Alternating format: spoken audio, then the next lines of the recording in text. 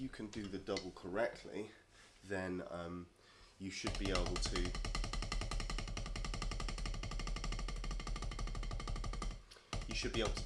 push-pull. So if you can't do push-pull, then you aren't doing doubles correctly.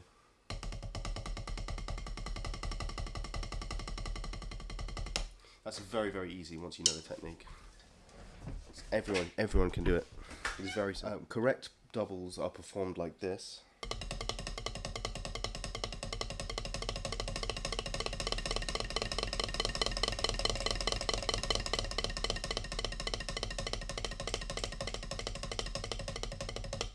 And you can tell you're doing them correctly if you can still get a good sound if you use some dampening. Sorry, this slides off the pad, but I've got to dig into it, but you can see I've got nice even shots, pretty much. I mean, I'm a bit out of practice. I'm not the most fastidious practicer, but that's the correct technique. And basically, to do it, you need to have a distinct down and up part of the double stroke. So there should be no bouncing like a buzz. I'm just buzzing it, and you shouldn't have some kind of halfway where you're allowing the rebound to happen and you just follow it with your hands. I've seen some people suggest that. That's just suboptimal. Like, yeah, of course you can let that happen in some situations, but you want to be able to take control of the double. So you want to have a down and an up. Okay, so basically the technique goes, you're throwing it down with your wrist and you're snapping with your fingers. You throw it down with your wrist and you snap it with your fingers. I learned this from Adam Bushell in, he now teaches over in a place called Waterbear, and I learnt it from him when he was teaching at a place called Brighton Institute of Modern Music. And also a guy who really influenced me on this is called Russell Gilbrook. He was also a teacher at Brighton Institute of Modern Music, and now he is the drummer for Uriah Heep, and he has probably the best doubles that I've ever seen. Maybe Thomas Lang would be the only one I can imagine who equals him, but I think Russell Gilbrook is insanely powerful with his doubles, and he taught me a couple of really interesting points. So with the double, what you want to be able to do, I'm sorry for my dress, it's very hot today. So when you're doing the double, you throw it down with your wrist, and the stick should rebound up to a position where you're not required to make it hit again. So if you're letting the rebound happen, you have no real control over that. You should throw it down so that it bounces back up, and now it's up. And now from here, yeah, look, this is where I am. Okay? Obviously, to return to a normal position, I need to snap my fingers into place, and that is the shot. So you go down with your wrists, and it should be able to rebound and rest and stay completely stationary. And then from there, you're going to snap your fingers to do your second shot. That's a double. You're going to go down with the wrist, snap back with the finger. I'll do it with my weaker hand. So down with the wrist, snap back with the finger. It's all about the snap. The snap is what makes the double.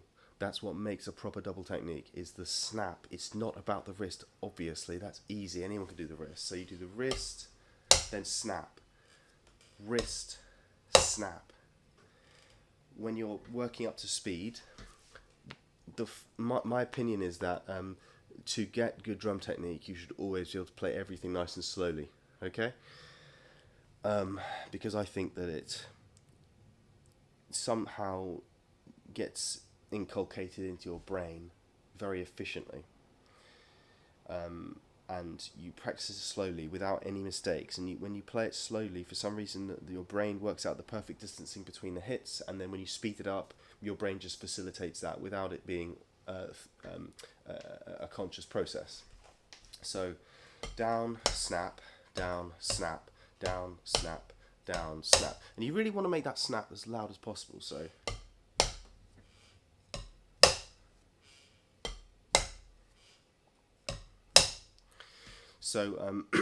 then to work that up to speed, you can obviously do this and just keep going, and you just keep going until you get faster. But what I like to do, which was taught to me by Adam and Russell, is focus on the second hit. So if we were going 1, 2, 3, 4, do it.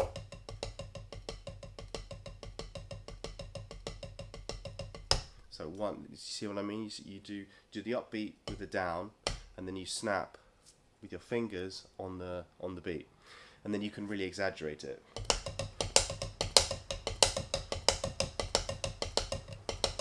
Obviously that sounds a bit janky, but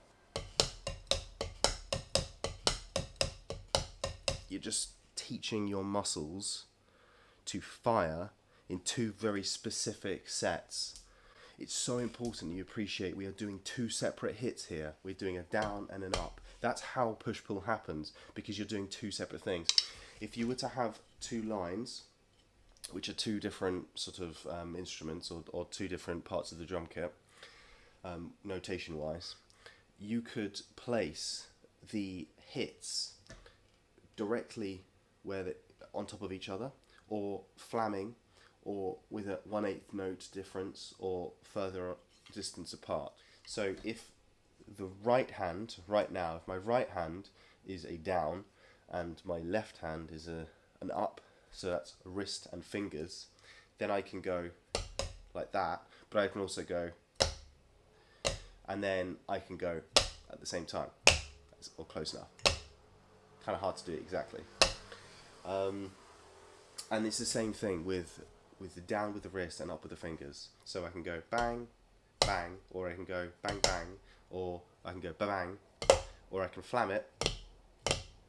So if you're able to do that,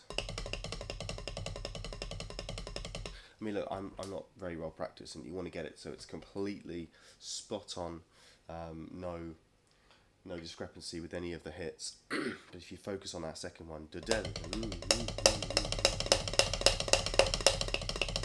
focus on the second hit of each of those, but the finger snap, you get a nice strong finger snap. That's what it's all about. If you've got the good strong finger snap, now you can play push-pull. You go down,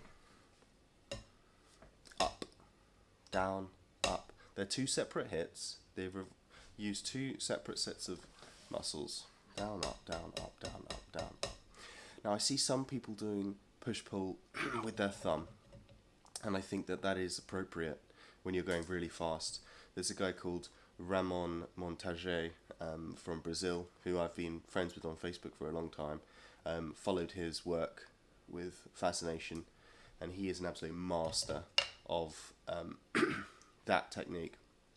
And he can buzz double hits and triple hits with each direction of down and up, and he can just do crazy things.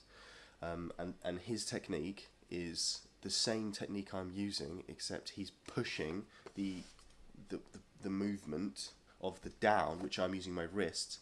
Whenever you go faster in drums, you start with your shoulder, then go to your elbow, then go to your wrist, then go to your fingers.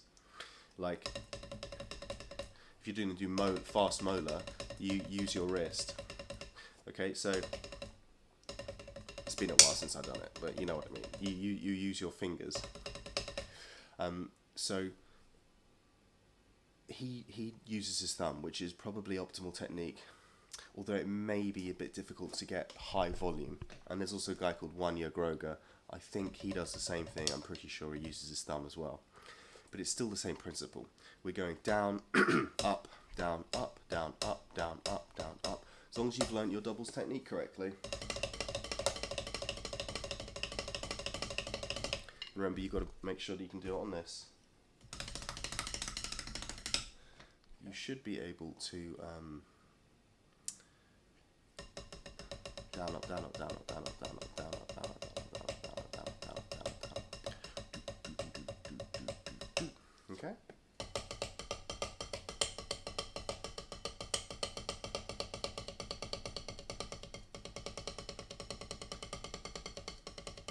So you're just going down, up, down, up, down, up.